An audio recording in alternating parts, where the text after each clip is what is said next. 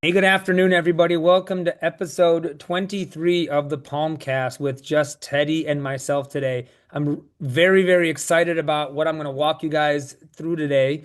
I spent the better part of about a half a week to a week putting this together, Teddy. I was pretty jealous and put to shame by all the awesome photos that you had shown 2 episodes ago, and seeing how you transformed your entire place and seeing the progress photos. So I thought I had to do something. So I went through all the depths of my photos and I put everything all together. So I've got a lot to show today. So I'm pretty excited about that, man. How are you?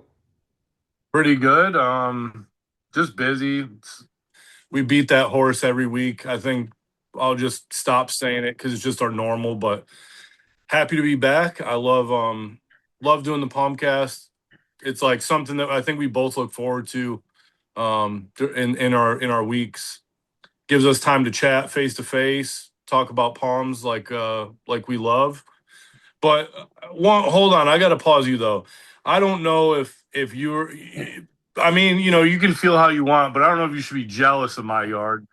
I mean, I did a halfway decent job, I guess, but I feel like now with the amount of time you've prepped, you're gonna blow mine out of the water here, and I'm excited for it. I can't wait to see it. I'm excited, man. You've done a great job up there. Everything except for the red mulch. I'm gonna keep busting. I'm glad some people commented on that and gave me Uh, some slack. it cracked me up because it makes you realize people actually listen all the way to the end, even when we do stupid stuff like this. So Yep. I'm thankful for that. So let's get it kicked off, man. Well, this is amazing. We were just talking about it before we started recording. Um, everybody, our guests that keep tuning in every week, as you've noticed, we keep dialing this in, getting a little better as we go, putting out great content for you guys, and just getting dynamite um, guests on every week, every other week, whenever we have them. It shows that all the guests are interested in what we're doing, and all the listeners, you guys are interested as well because we can see the views and the watch time, and that helps us to like gauge where we direct this thing every week and plan for the next week. But we've got some connections in the palm world. One of them is with the Southeastern Palm Society, and they reached out to Tom and I, and they wanted to become official sponsors of the Palmcast. So we're kind of gaining some ground here, and we're moving into the big leagues. We've got two official sponsors, so let's give them a little plug here. The Southeastern Palm Society is a group focused on gathering and sharing information on growing palms and other interesting plants in the Southeast. Since 1992, the Southeastern Palm Society has held meetings in outstanding public and private gardens and has become a trusted source of information on palm cultivation north of Florida. Membership is open to all. So if everybody's watching this, when I edit, I'm going to drop a QR code. You guys will be seeing it right now. Feel free to check it out. And you don't have to donate, but if you feel the need to, and you would like a worthy cause to donate some funds to, give $1, $2, $5, and kick it over to the Southeastern Palm Society. And it helps the society do cool things like give all the members free entrance into cool gardens that we visit quarterly. Um, I there's people that put together a newsletter too. We need to get involved with that, and we need to Yeah. start writing some stuff. Yeah. I've been wanting to do that. I need to buckle down and get to it. But yeah, there's all kinds of great information out there, great articles. Check them out on Facebook, and I'm gonna push on Tom to get the actual website back up and going. Yeah, I will say, even though I'm not in the Southeast, the collection of people who are as intelligent as they are and light years ahead, and the things that I can gather that I've learned that I've just asked for help, just a great group of people. And it feels like it almost feels like the all-star team where we can pluck any player on any given weekend, and we have like 2.5 hours of like, last episode, Dr. Kyle Brown. Dude, that was remarkable. I still can't get over.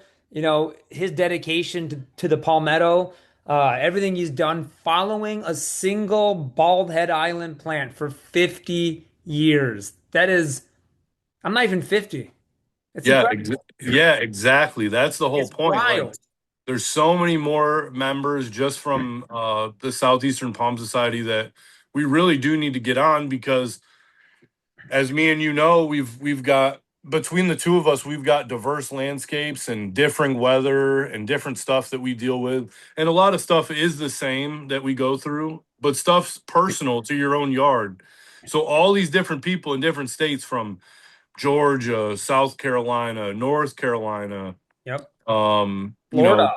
know, yeah, even Florida, yeah, of Don't forget course, about Florida. Of course. can't we can't, It's funny. but yeah, Rob McElwee in Louisiana, we got to hit him back up because I think his episode is super underrated. Like, of course, it was not totally about palms, but he did mention some palms, and I want to see some of those pictures and Yeah. hopefully get some seed from those sources down there.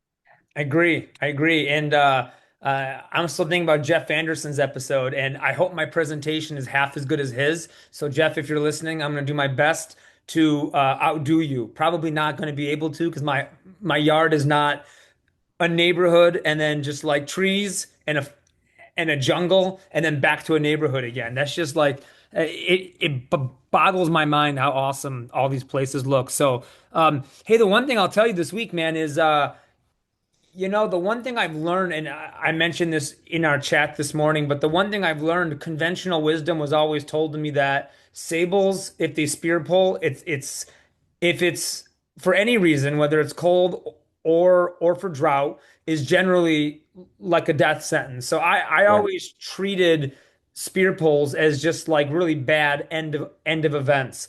And I've so this year I've had two spear pulls and both were left completely on accident and two of the same results. So I had a rosei that I grew from Joe's parent in Augusta. It was probably I want to say a 1 gallon. Arguably it was really small when I put it out last year. I didn't protect it at all, but this year, spring came and it definitely spear pulled. And usually I would wait a little bit, but I just got really lazy. I got a lot going on and I forgot about it. To be totally honest, I didn't plan this at all. I totally forgot about it. And I was outside this weekend getting ready for a party and I'm cutting around its circle in the yard, edging, doing all that stuff. And I look down and I'm like, huh, it's got a new spear. Oh So shit. yeah, so after cold, popped out a new spear, very healthy, happily moving along. So that's number one. Now the opposite end of the spectrum in the nursery. So in the greenhouse. I got a bunch of I don't know. These things are slower than sin. Probably like a 1 gallon, maybe Birmingham at this point. And I'm like you as I go through our greenhouse and as my kids are in there, they see something that's dead. It happens all the time. Yep. We move stuff in and out. I make rooms. I organize all of our shelves, put things all together. And I saw Birmingham that had a brown spear, barely touched it, pulled right out. It was crisp. I mean, it hadn't gotten. Evidently, the emitter didn't make it in there, and I didn't notice. Whoops.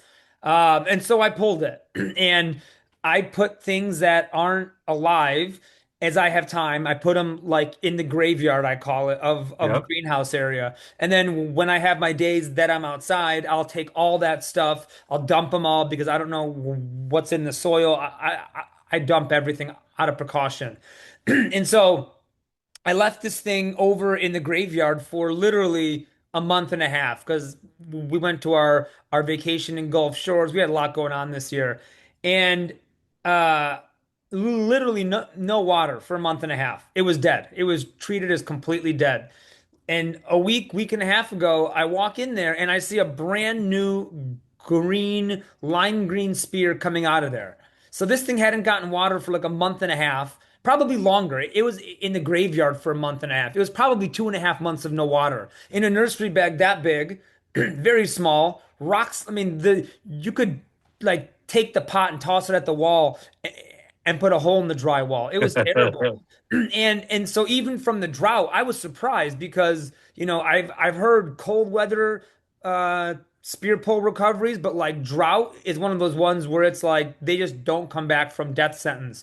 And so I guess what I keep thinking is like it's been told to me, don't even wait till the summertime. If you have the time, if you have the patience, give your plant till the end of the year, and they may surprise you because we're nearly in August. And on a normal year, if I was out there planting, doing the things I do, I would have pulled the rosy eye back in May, Yep. maybe June, not August. I would have given up a long time ago. And here it is. It's still fighting, happy, happy and going, right? So just a reminder to everybody out there, we've learned a lot from the Palm Talk days of all the conventional wisdom of you have to plant here or there, don't do this, wrong time, this, that, or the other. Like we just are randomly finding things, and hopefully it's going to help somebody out there. So don't give up on your palms, guys, either in containers or in the ground. Give them time if you can.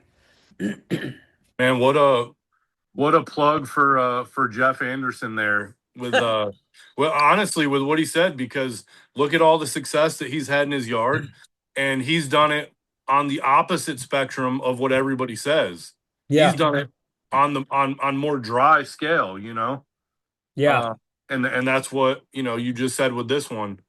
Now I've had spear pull from cold, and then when it happens on a sable with cold, it's always something else going on. There might be like some fungal deal or Yeah. something. They kind of look funny when it happens because like all the rest of the leaves will basically be fine, and or Yes. or maybe a little bit of weird stuff happening, but that spear will take the damage. Um, but I've had them with a drought pull too on mainly palmettos. I had a bunch of palmettos, and like soil can wear out in pots if it's too old too, you Oh yeah. basically leach out from watering like all the water retaining material, and you're just Correct. left with like basically, I don't know, nothing. It's Like, like hard dust. yeah. It's the worst. I mean, But you could like pound it with all the water you want, and the water just ponds up and barely goes through at some point. It's the yeah. worst. Yep. But yeah, I've noticed that as well, and I think those I just tossed. I didn't give enough time. Not that they would have came back for sure, but now from you saying that, um and having good luck, I'm gonna make a mental note, and because I do the same thing, I'll just pile up stuff in the corner and then um, bring my wheelbarrow into the greenhouse and pile all the graveyard crap and bring it to the compost pile. But yeah, I'm gonna save some stuff, Man, I is dude. my I'm screen stoked. visible? Yeah, I can see it. All Perfect. right. Let me know. I'm gonna put it in slideshow mode. I had to use. Let me know if that's the full screen. Full screen. How does that look, man? I'm official or what? Not as good as me, but it's all right. I love No, no, it. dude, fantastic, fantastic.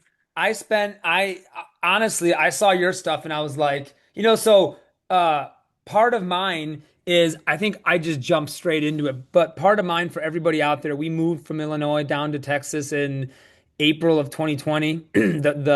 The house we bought was outside was a wreck. And you'll see, like now that I look back on it, my kids and I were taking a look at all these pictures and I was like, man, do you guys remember this?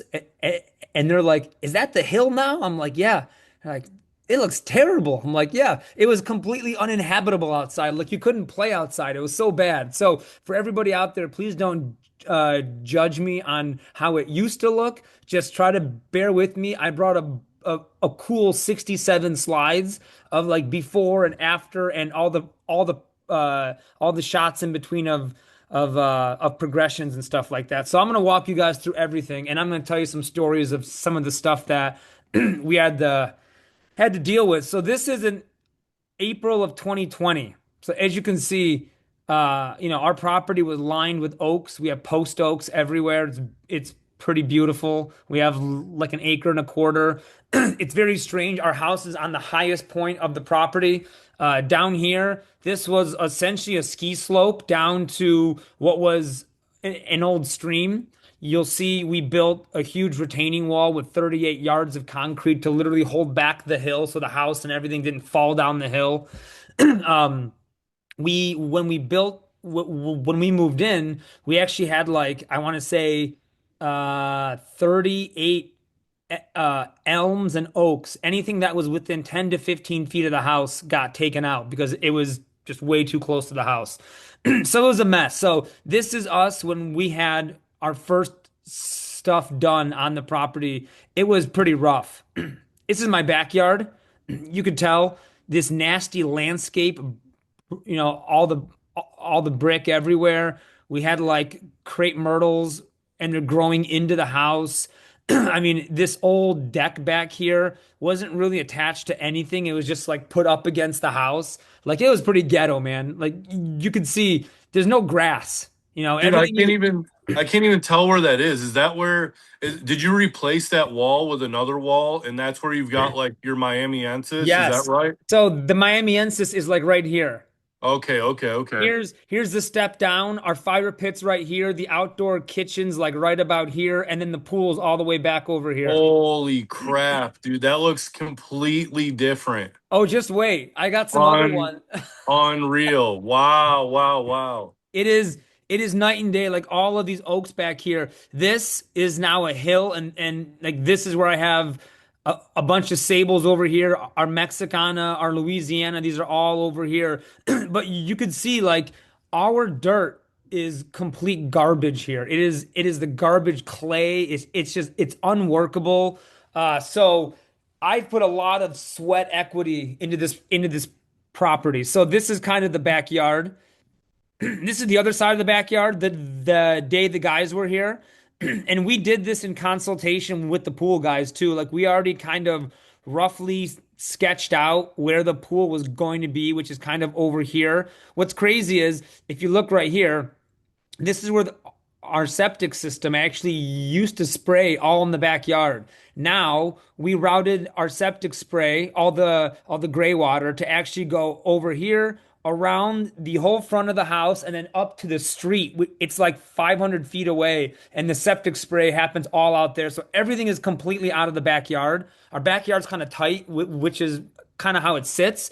But we had to do a lot. Like this was, dude, I felt that this deck right here, it was gonna like really fall over in a bad storm. It was pretty ghetto. So Mm. we had so much to do, man. It's not even funny. This wall, these landscape bricks were so dang just embarrassing. So it's I got pictures of like before and after, and it's like night and day. Here's the backyard. So you could see our beautiful, beautiful dirt right here. It's very hospitable to plants. This dirt loves to go support plants. I'm kidding. It's like being on Mars. It sucks. This is just all the wood from the trees we cut down. This is like the hill. If anyone's been to my house, this is kind of the hill, and this is where all of all the back sables are over here where the trees are. I cleared out all the privets, all the elm, all the oaks.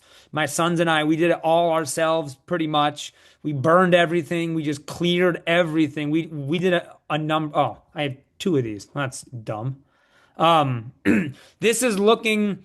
I think I did this because I have a photo of what it looks like now. But this is when the pool guys were here actually measuring. They anchored the pool and everything from the corner of our house, which is like the bottom left over here, and they use this as their scale for everything. So this is the pool areas. You can actually see the orange right here.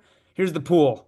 Yeah. So just keep this in mind. This is what it looked like. I don't know if I put the picture in here, but I have a picture. My kids loved it. The day they came to do the pool, they had the gigantic excavator, not the small little one, the big one. And Yep. just I have a video as it comes down our steep driveway, and my kids were all cheering. They were having a great time. And actually, thankfully, it worked out that we didn't have any yard because it would have destroyed absolutely everything. So before I laid any sod down, this was all just either weeds or Texas, either that or the blue stem grass, like all the garbage grass. Like this just nothing mattered here. So I said, get it all out of the way now. And then when I'm done, I laid 28 pallets of zoysia by myself over the course of like 5 or 6 orders a couple of years ago. So here's the pool. You can see we tore this thing down. This is all concrete. These walls existed still. This came in phase two. Once we did the pool, this was all done. We started to do all the landscape walls, but you could see the just night and day difference already so far. Still a lot of trees and stuff that now is, it looks nothing like this anymore. And I'm so happy.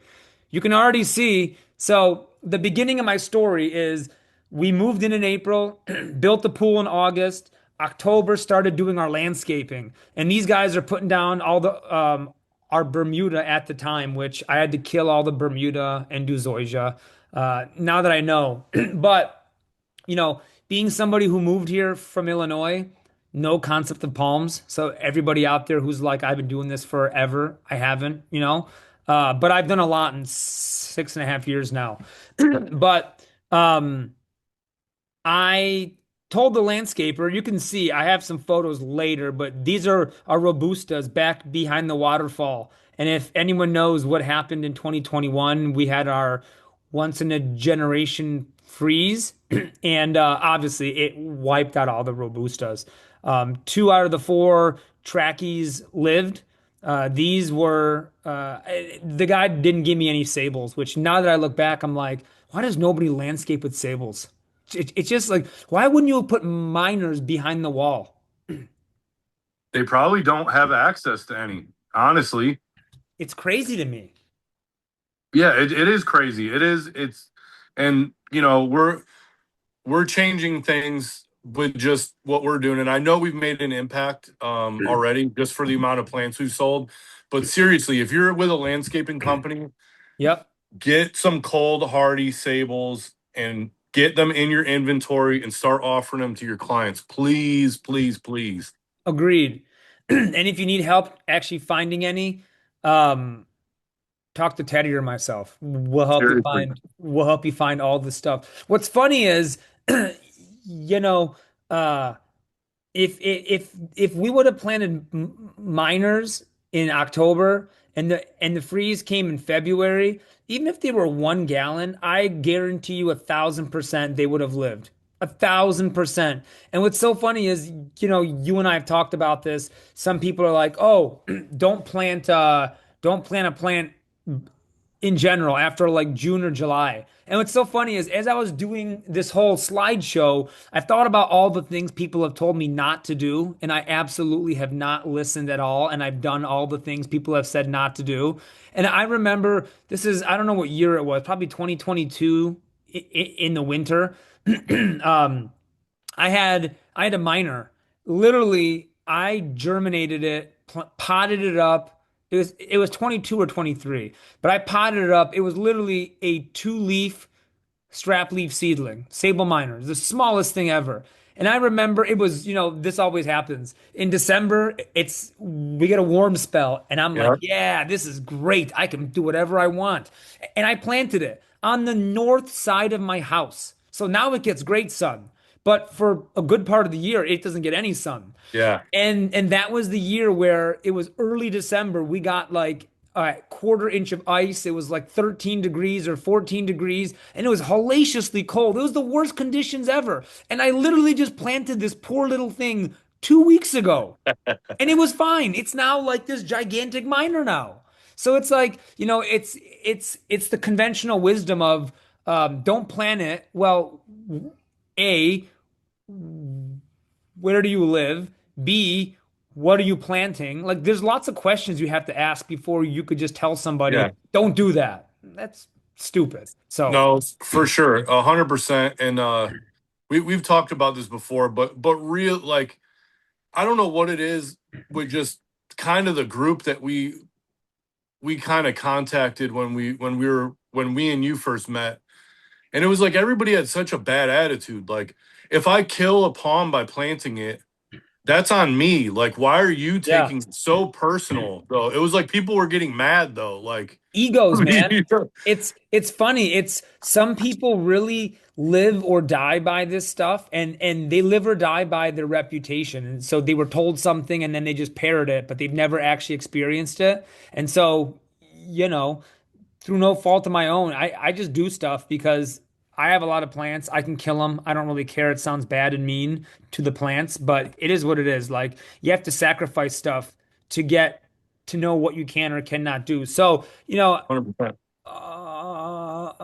again, guy from Illinois, no clue what I was doing. At least the guy gave me trackies because two out of the six made it. So at least I got something out of this. The one that you see right here, I think I have some photo. It didn't spear pull. It looked crispy as could be. Like it was every single frond was completely crispy, but never spear pulled and now has been seeding 2 years in a row. And there's another one that's over on this behind the pool that I think I have some photos, but I actually trunk cut. That's where I got the information from Palm Talk, and people are like, dude, I was like 5 months in the palms, 6 months in the palms. People are Yeah. like, yeah, go take a saw and just, cut 6 inches down from the top and just keep cutting. And I'm just like, this sounds insane. But I did it and it worked great. And I have Yeah. photos. Now it's like 8 feet tall and seating. So trackies were fantastic. They did well. And I'm not the tracky king of Texas, but they've earned a spot in my yard, and I'm trying to grow some of the other ones out there. So this is looking from the top of the house. You can still see before we did the outdoor kitchen, which is now over here, like this area. We had it like this for about a year. We didn't have an outdoor kitchen yet, and this Mexicana right here.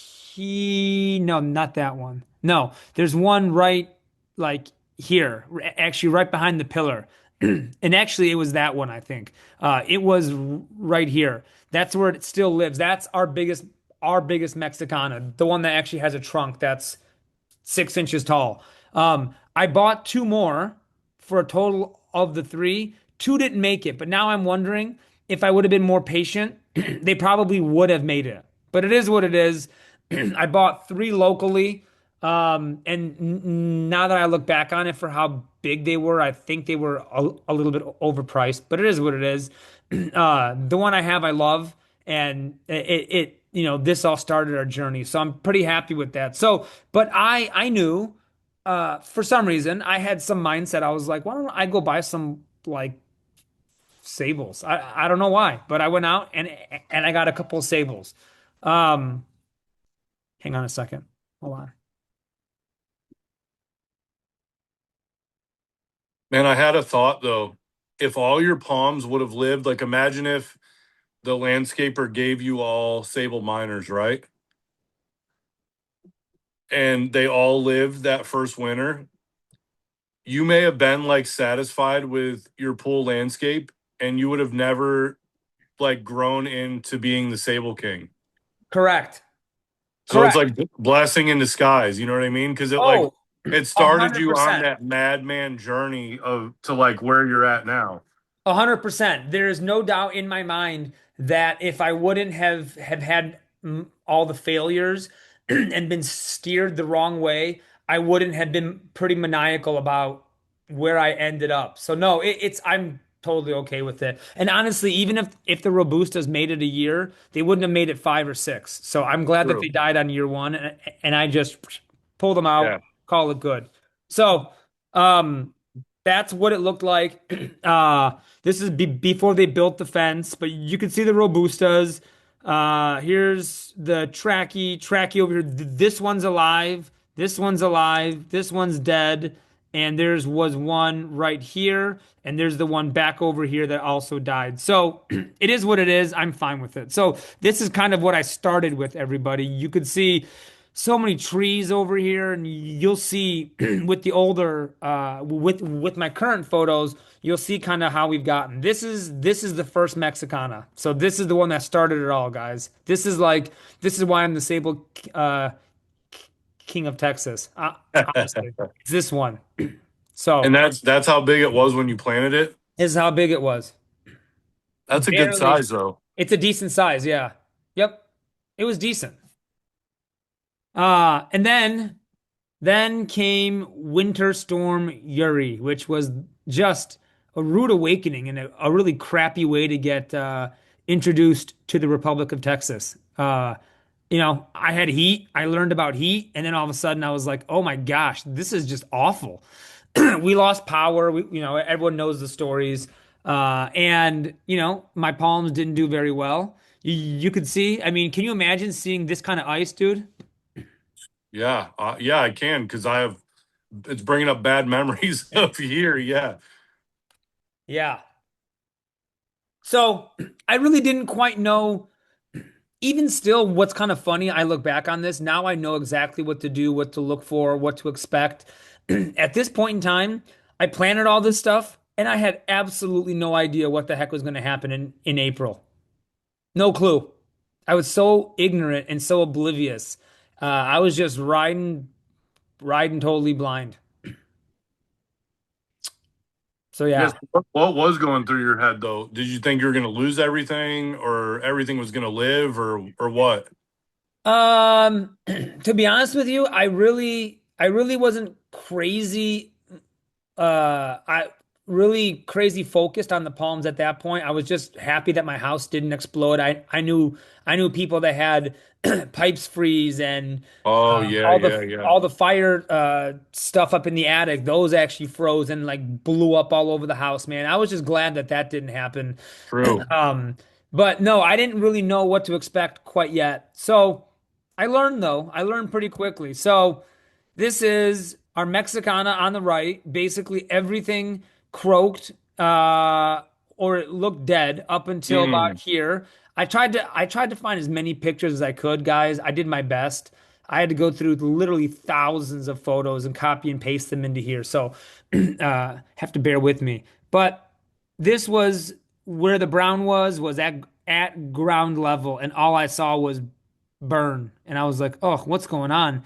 And Palm Talk was like, take your marker and mark it, see if the spear is moving.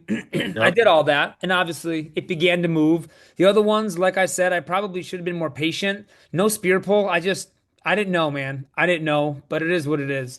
So here's the trackies. This is the one that didn't spear pull at all, right here. It just sat there for a little bit and then spit out this nasty garbage. I did do peroxide. I didn't even do copper. I just did peroxide, straight peroxide, very simple. I left all the old fronds on. I didn't mess around too much. I was still too new. And this is the one I uh, trunk cut. What's crazy is if anybody out there has not had to cut the trunk of something, obviously I wouldn't go recommend it for every single palm out there, but like trackies are very good at this. You can definitely cut their trunks. And I did this, and what's kind of wild is what's kind of wild is someone told me that once I do this and you find flat and it's got to be yellow. Yellow, light green still. Um, Once you find it and you peroxide it, if it's hot and sunny outside or even sunny, you'll see movement within literally minutes because it's just being stuck by something that won't let it push up. So once you Yeah. give it the freedom, it starts to rocket. And what's crazy is I trunk cut, I did all this stuff. I found what was living and I brought out my peroxided it, and it was flat. It was like 4 o'clock in the afternoon, really, really sunny at the time. I go inside, I'm eating all my dinner with my family, and I go back outside literally, I don't know, half hour later, and it looked like this. Like it was already Hmm. moving substantially. I was like, "Holy cow, man! Like That's there's crazy. some truth to this, man." So that was my first whole foray into this. I was like, I had no clue what the heck I was doing yet, but I listened to people, right? I'm not the smartest guy in the world, so when I need help, I ask for help, and I'm completely okay doing that. And I'm not embarrassed to ask for help because that's how you learn, man. For So sure. For sure. yeah, so this is how I started off my April of 2021. So Let, let me pause really quick Yes. before I forget because this is cool and you'll want to know about it and we'll have to ask him when he comes on. So going to Gary's house, right? And his nursery, he's got huge sable miners that are just they're bigger than he even ever thought they would get. So they're like taking over walkways, you know. You can barely get past him. Now imagine you've got a giant 8 foot tall sable miner, right? Huge crown of leaves. It's completely healthy. And then imagine cutting every single frond off of it and sawing it down to the ground.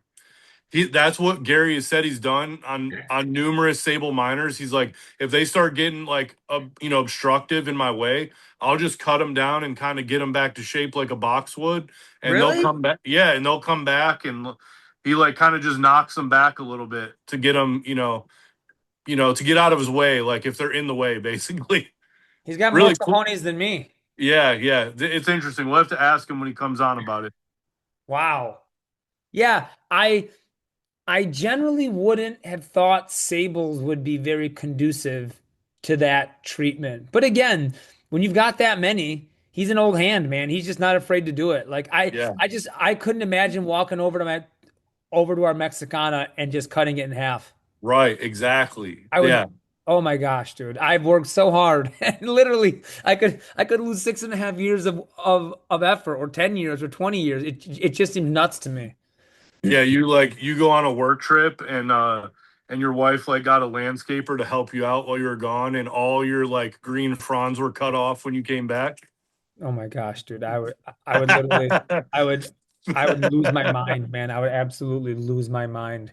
No, that's the beauty of all this stuff is you learn and you learn so much that it's really helpful in the future. So this is kind of what I went into May. I still didn't have a lot of palms. I had my trackies. These are the two that I had from the trunk cut and this one didn't have a spirit pole, but it just looked terrible. And Yeah. here's the Mexicana. Everything else by May, I should have left the other Mexicanas, man, till probably like now, July, August. I guarantee you they would have lived. But it's fine because I have some other things in those spots now, so it's okay. But this is kind of this is where I started my journey. And already at this time, the Robustas behind the wall were gone. And actually, back up a little bit, March to April to May, I think I purchased about 100 sables, liner sized, mainly liner sized. I didn't want to spend a bunch of money at the time because I still had no clue what the heck I was doing. So I wanted to just buy a bunch of them, and I bought like 18, 18 Birminghams. I bought a couple of Brazorienses, a bunch of miners, Louisianas, all the stuff I should be growing here. But again, if anyone's heard my story, it was really hard to find all this stuff on eBay. I didn't even go to Etsy at the time. It was all eBay. And that's a big part of why I own this business now and why I do what I do so passionately because finding stuff it sucked, man. I found several sites that were like mail order where it hadn't been updated in 10 years. You had to print out a form, and I'm just like, this doesn't even seem real. I'm not doing this. There's no way. So that's my journey. That's how it kind of started. So here's where I ended up in May. And now we got the spring of 2021. So you could see I found some people who are growing stuff, and Steve Anderson's one of them. He's got some pretty good looking palms that are of great size. Several of my palms in the yard are from Steve. These two Lisas, one is left still, one perished, which still absolutely it kills me. But Yeah. pretty good sized Lisas. One of these was a rosy eye, and one of these is a Bermudana. And you'll see these throughout all these photos. But I went from being landscaped the wrong things. I had death. I got angry. I realized there has to be a better way. So I bought a crap ton of small stuff. And then I started because I wasn't satisfied. I was like, I got to plant more because I already knew at the time that everything it grows very, very, very slowly, as you know. So I was like, man, I just got to get stuff in the ground as fast as possible. And the guys, as they redo the landscape wall, they'll work around it. I was like, they'll work around everything. I just want to get crap in the ground. I made spots everywhere. So yeah, that year I bought and planted like 100 palms or more. It was kind of outrageous.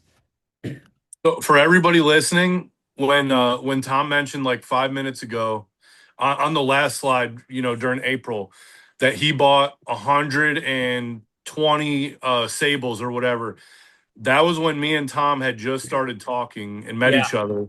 Yep. And no kidding, like this is completely respectful, of course. But when I say Tom was a madman, like we talk every day about palms because I had actually laid off for a little bit. Like I had planted a bunch of palms and it wasn't like I was like over them. Like they're all still living now, the ones I had. But I was like I planted fruit trees in the yard and got busy with work and just that year it seemed like I was like on Palm Talk a lot. And that was when you had gotten on Palm Talk and we met and I'm telling you, everybody listening, literally this is like like when you watch Batman Begins, like the Dark Knight or whatever, when it's like becoming Batman, this is literally like the groundbreaking of Sable King. Like do every day, like hundreds of messages. Dude, what do you think about this? Man, I'm gonna get this like huge box of 30 sables. Like, dude, are you sure you're gonna get 30 sables? He's like, dude, I'm getting 30 sables today. I'm gonna get 50 sables next week. Like, holy crap, dude. It was pretty it was stupid, man. Seriously, but it's cool because as you'll see in my photos, like it did a lot for me. So like that's how I started. So here's the trackie that I had to cut the trunk. Here's the one that I didn't have to cut the trunk. This is what all my Birminghams actually looked like. They were this size. I bought like 18 that year. It was insane. And the Yeah. ones that I sell, I bought several seeds. I bought several packs of seeds from the grower in Wichita Falls. And a lot of the ones that I grow in the nursery, the older ones are from his parents. So all the same stuff. I have a lot of the same lineage in my yard, but this is what I started with. And you're probably wondering, why do you have a cage around your palm? Because I have rabbits and squirrels that killed so much stuff in the beginning. I was so pissed. When you buy a palm like this, and it doesn't have a lot of a foliage, and then something comes overnight and eats everything except for just the center spear, and then you gotta wait till the end of the year to get anything back, dude. I hate it. So it's so sad because, as you say, I planted a metric ton. I also bought a ton of fencing, and I had every time I planted a sable, I had to put this dang fencing around every single one for the first year. It was the Yeah, worst. It I sucked. remember. It was terrible. My whole yard looked like it was like a homeless encampment with all this fencing everywhere. Ode ode to that one. Inside joke. So this is in July. So here's the Mexicana. You can see our Bermuda is already beginning to take some shape. Initially, I started the landscape with like these rocks. We have rocks on our property. It's like I feel as though I'm on Mars. There's just rocks everywhere, in the ground, everywhere. So I made these little cool looking rings everywhere. Here's the Mexicana again from another angle. This is the biggest one I have right now. And then this is a Louisiana. So I bought this Louisiana, two of them. This is the one in the front part of my house, and then I have one in the back that actually has the seeds that I sell. But what's crazy is I'll show some photos, but the one in the back in the nasty mucky clay has probably is going to push plenty of trunk this year. The one in front, 2 years behind it because it's in the sand. So it's amazing what Hmm. the wrong kind of dirt and not holding on to water actually do. They love water. So Yeah. this is where I was in July. My journey was already beginning, well on its way. So now I start to get into like the species and what they look like. So this is July 2021. This is kind of what I had all around the yard. And then this is one of my Birminghams now, 5 years later. That's really, really nice for 5 years later.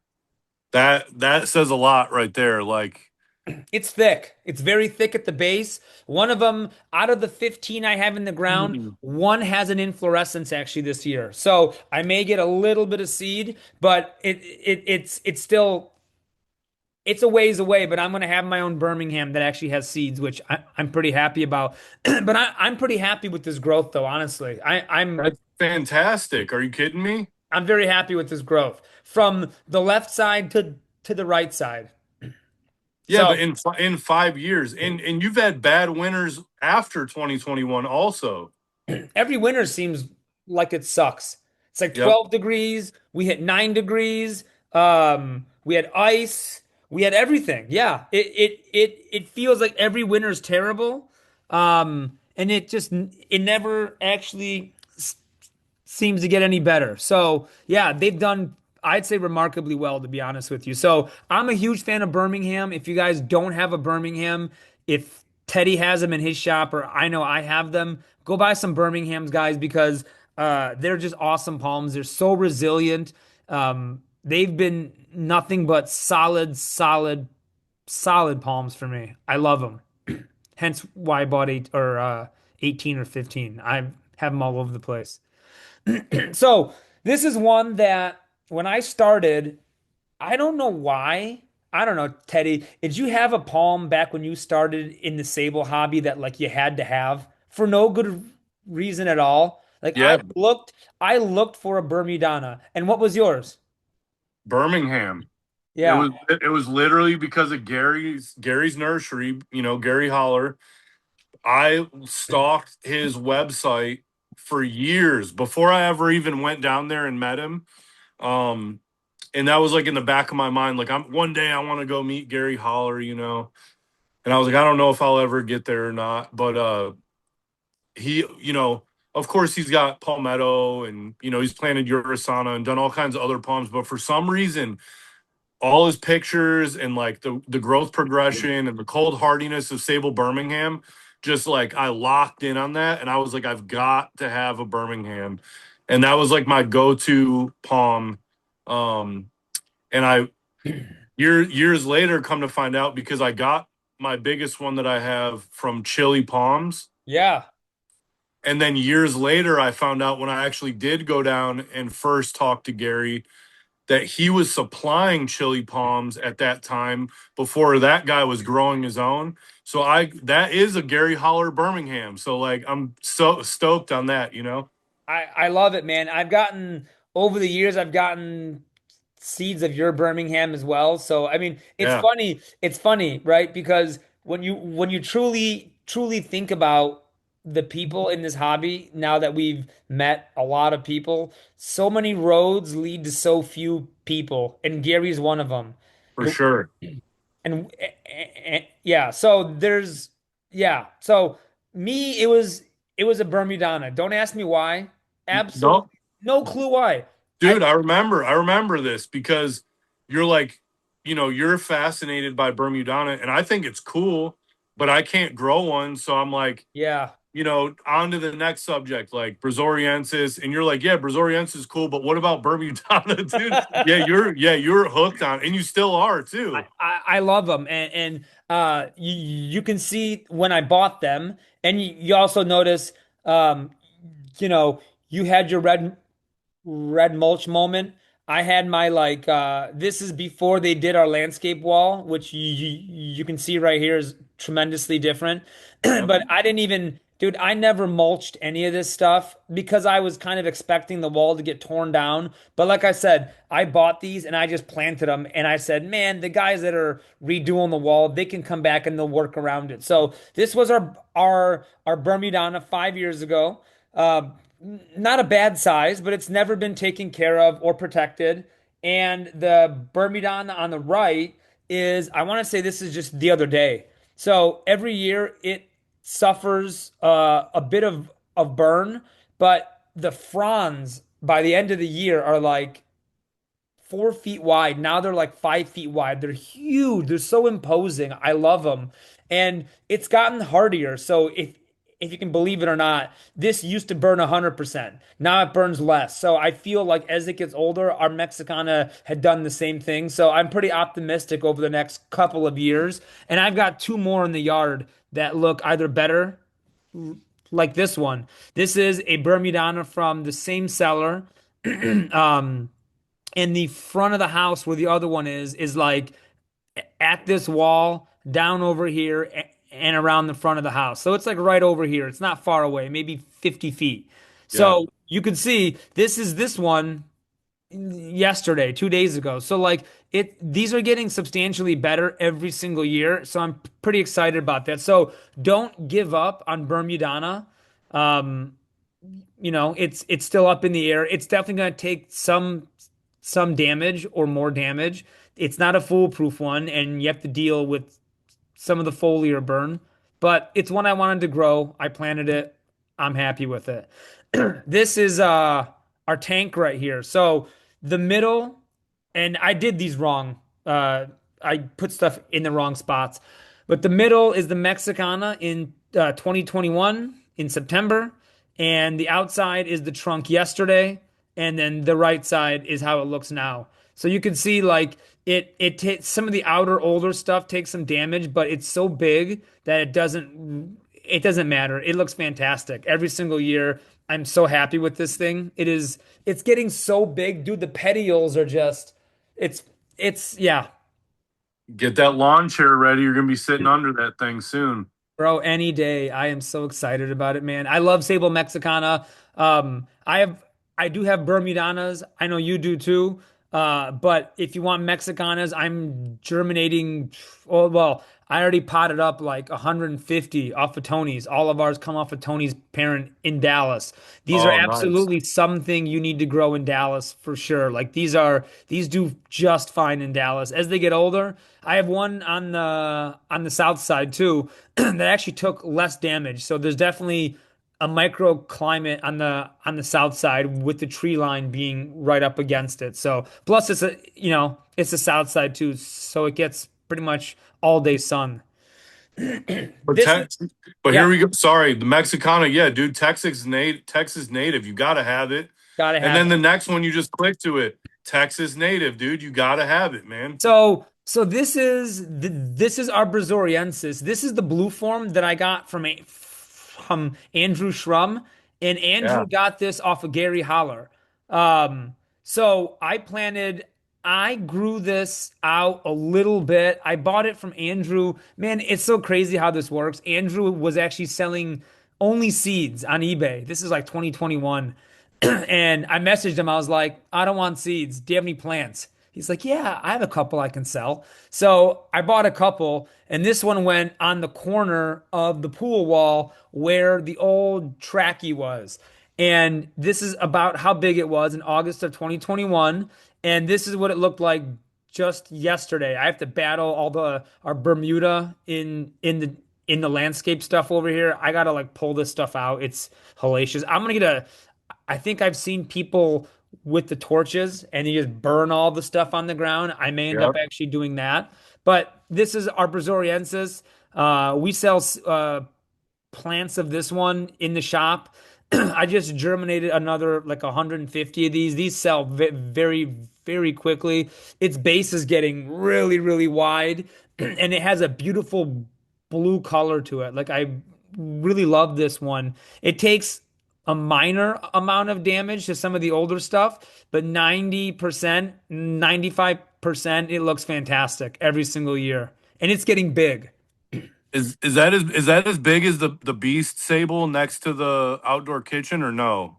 No, Almost? no, no, no, no. Oh gosh, no. No? I have pictures of that one. That one, dude. I walked outside yesterday. We had a party to host the World Cup game, Yeah. and people were like under the structure, and its petioles are like extending into my.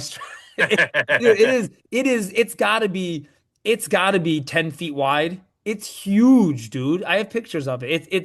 I can't believe that thing. So You got seeds on it this year? I have a lot. Oh yeah, man, I have a lot of seeds. Dude, I need seeds of that thing, man. I'll send you seeds. I gotta grow some. I'll send you seeds, man. All Uh, right. I am currently in process of germinating them to put them in the shop as well. But yes, I'll get you seeds. Here's this one right here. Yeah, So dude. I bought it as a Riverside, which, by the way, if anybody realizes it, it's not a Riverside. Planted it in February. So I bought it, I want to say January of 22. Planted it in February of 22 in this spot right here. And actually, now that I know that it isn't a Riverside, I'm glad that it wasn't something like a Bermudana or something that would have gotten whacked every year because it would look ugly. This guy, this picture was taken yesterday. Like he suffers nothing. But what's interesting, I really think this may be a Louisiana. If you look at the fronds, how they take the wind damage and they just do this, like that's a very Yeah. Louisiana thing to do. I don't know Yeah. what I don't know what it is. Whatever it is, man, the base on that thing is like it's got to be a foot and a half wide. It is huge. I'm looking at the original picture of it in the pot. Does it or at least maybe not now, but did it at first? Did it crawl after you planted it, like move in the ground at all or no?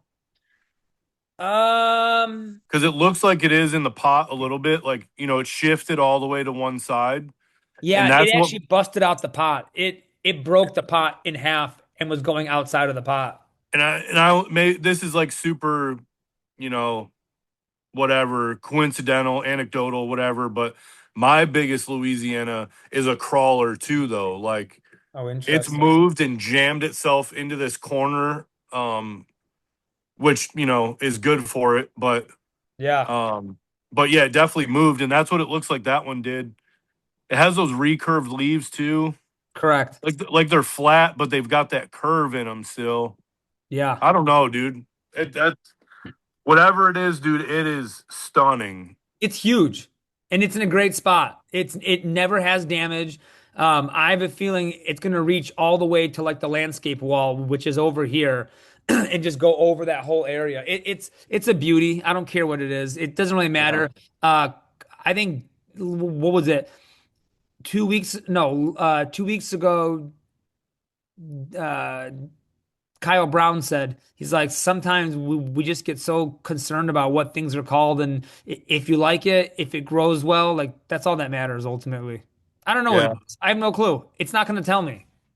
Yeah, but the another thing I always forget, and it's hard to see right now because obviously, you know, there's so much to look at in the big picture. But the base is so dang wide though, and it's It's got big.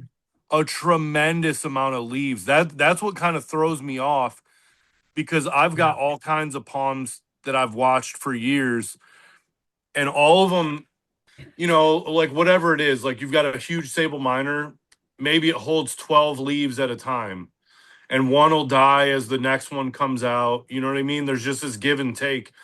That thing is like has a crazy that thing has 40 leaves on it probably.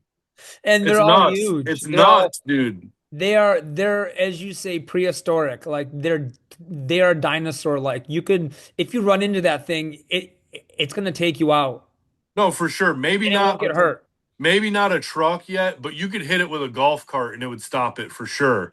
I would For actually agree with sure. that. I would agree with that. For Yeah, sure. 100%. I to cut the inflorescences off now, I have to pull this pull out the skill saw because it's so big, man.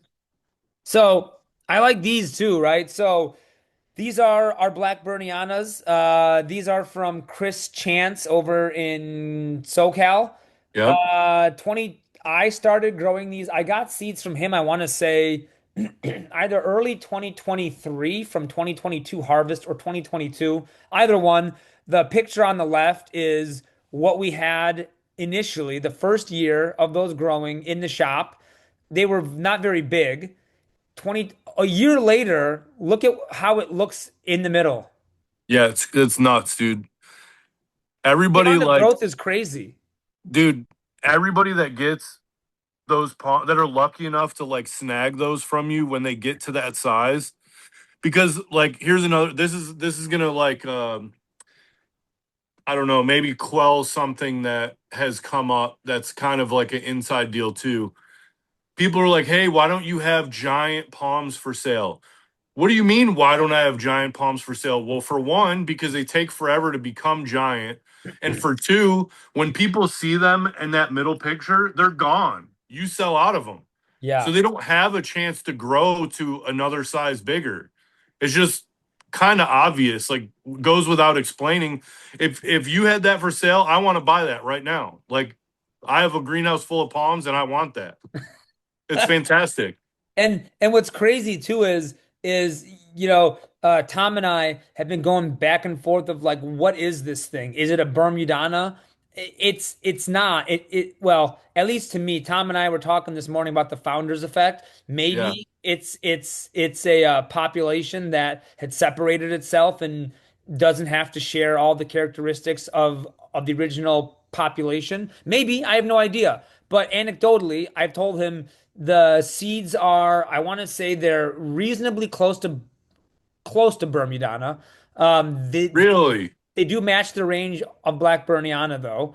Um, and the speed though, dude, our Bermudana in front that I showed you earlier is on its second front, and that one's not even fully completely out of the crown. The one on the right, the some of the older stuff didn't do well over the winter time, but it's on its like fifth Quran by the end of July.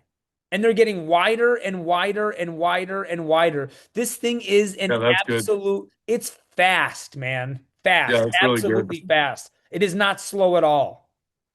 So I love these. It's funny keeping track of how many fronds the different sables are putting out a year, Yeah. you know. Yeah. But that's a fast one, yeah, because I mean you've got like stupidly enough, you've got 4 more months of growing at least, right? Like, yeah, Yeah. August, September, October. Yeah, you're still hot in October. Yeah. November, you're still growing. Yeah, for sure. Yeah. I may grow into December even, all Yeah, depending on what happens. you'll do 10 fronds on that thing easy. Which is crazy. And the petioles are getting so long and tall now. I don't know what this thing is. We did some research from the original nursery it came from. Pretty legit. We looked at the seed size. We compared the fruit size. Like Tom and I did pretty like we do think it's a Black Berniana. But yeah, I have these in my shop. I have probably 75 1 gallons of these for like 25 bucks a piece. These are awesome. And by this time next year, they'll be about the size as the one in the middle. So, I mean, these are like are no-brainers. So, But hold on 1 second. So you said you're fairly certain it's Black Berniana, right? yep. And like, I'm tracking, I'm following you. But what is Black Berniana though? Well, there's that too. Yeah. Yeah. There's that too. I mean, I've said this before, and part of this whole thing that we're doing is there's like, I don't know, this romantic like thing in my mind. And I say romantic, I'm not talking about like kissing a lady or whatever.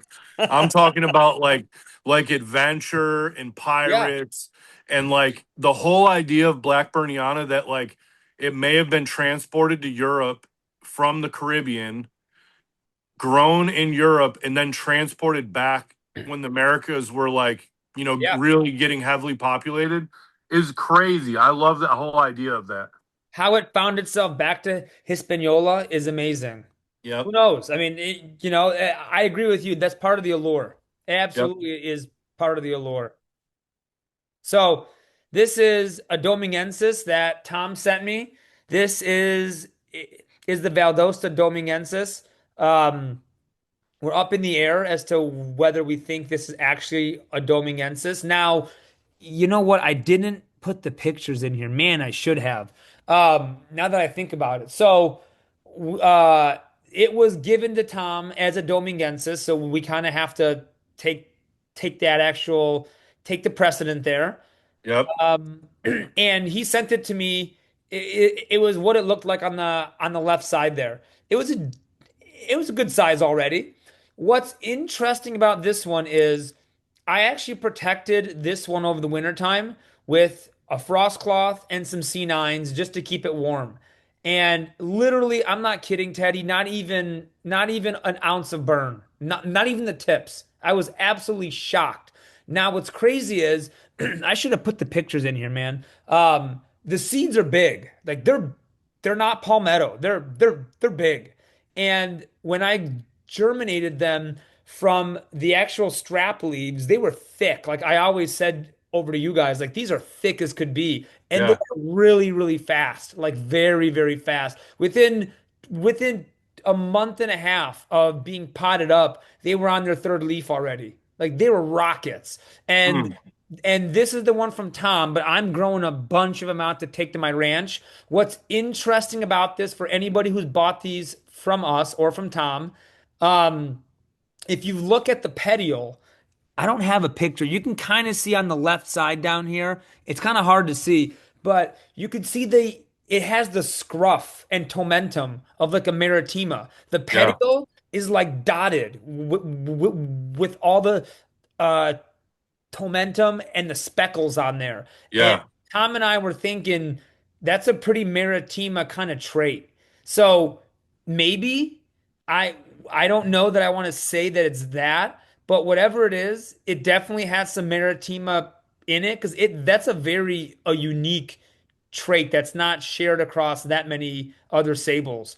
Um, is those petioles there and the tomentum. So it's fascinating. What did it cross with?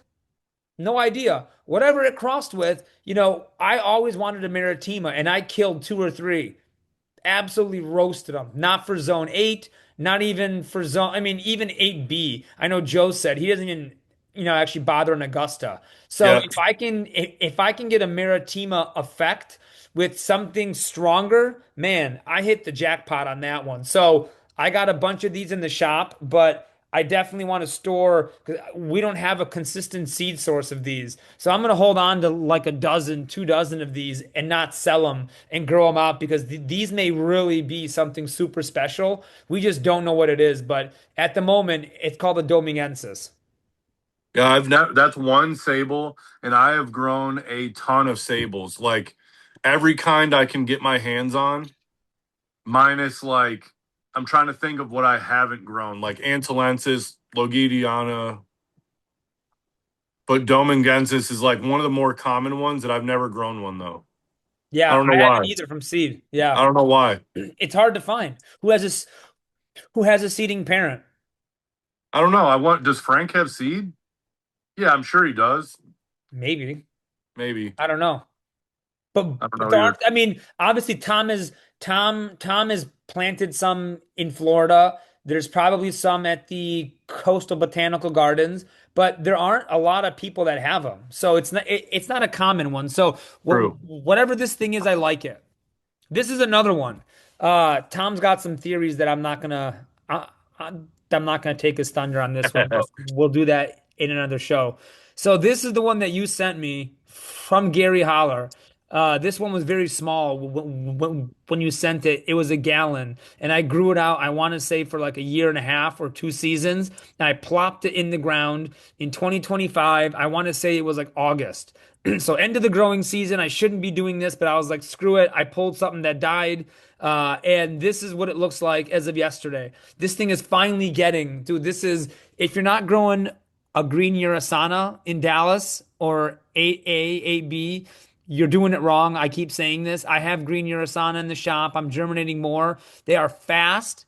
They are rockets. And you can see after being in the ground for what, 5 months, 6 months, we had a crappy winter. We had 2 bouts of winter this year. And look, just a little bit of the older stuff has some brown, but even the older stuff is still green. Like this is a beautiful palm, man. You've got to be growing a green Urasana in zone 8. Absolutely. I forget what it was. Like, I know the original seed source was Dr. Wilcox for that. And I'm not Harold Wilcox, super, yeah. yeah, I'm not super up to speed on him, but I've heard, people that are, a generation older than us talk about him a lot. But He's a rock star. I think he went and got seed in Habitat though. Correct. Yeah.